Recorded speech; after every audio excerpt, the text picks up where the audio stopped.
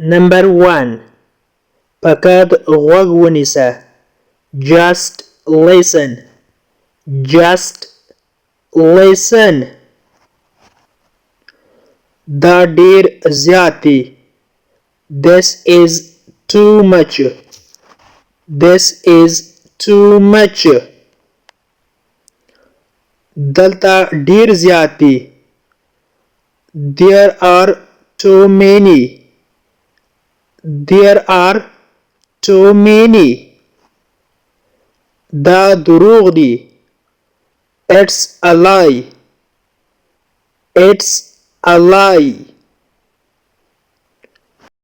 ماته صبر وکړه یا ماته ماتل شه. Wait for me. Wait for me. نور هیڅ نه.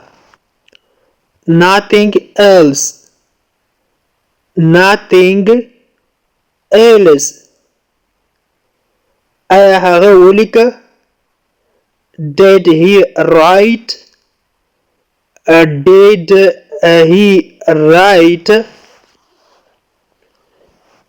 ته کېناستلې. You didn't sit. You didn't sit.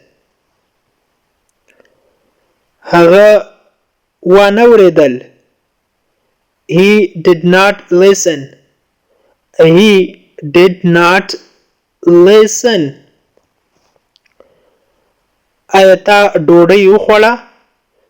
Did you eat food? Did you eat food? د eat معنا خوړل. food ډوډۍ ته ویل کېږي.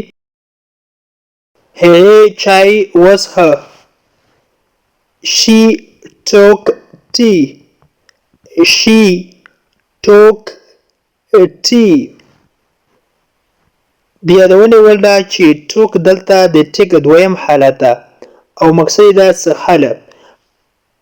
took یا ټیک زیاتره معناوې لري په انګلیسي کې، یعنې په هر ځای کې جدا جدا معنی لري، خو دلته یې مقصد څښل دی.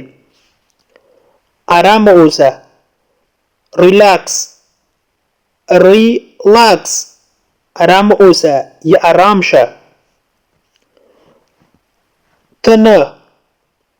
not you. not you. هغه مهربان ده. he is kind. he is kind. الله ته دعا وکړه یا الله ته دعا کوه. نو په انګلیسي کې به وایو pray to Allah. pray to Allah. زما دا مطلب نه دی. I don't mean it. I don't mean it. هیڅ کله خراب مړی یا ډوډۍ مه خوره. نو په انګلیسي کې به وایو never eat stale bread. never eat stale bread. ما هغه د ماښام ډوډۍ ته راوغوښته. I invited him to dinner. I invited him to dinner. له ما سره خبرې وکړه. talk to me. talk to me. دا دلته راوړه. bring it here. bring it here. هغه زموږ د کلي یو مالداره سړی ده یا ډیره پیسه داره سړی ده. نو په انګلیسي کې به وایو he is a richest man of our village.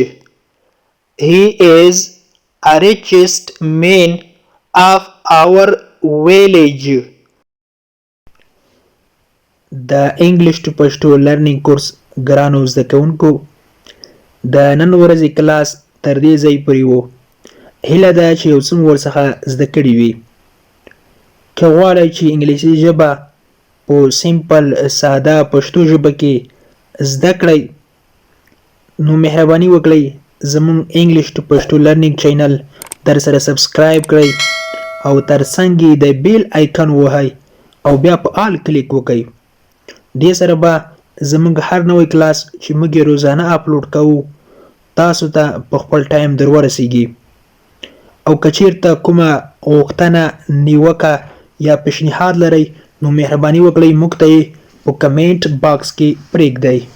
تر بیا چې زه حاضرېږم تر هغې مو په پاک رب سپارم. هر چیرې چې یاست الله مو مل شه. Thank you so much for watching.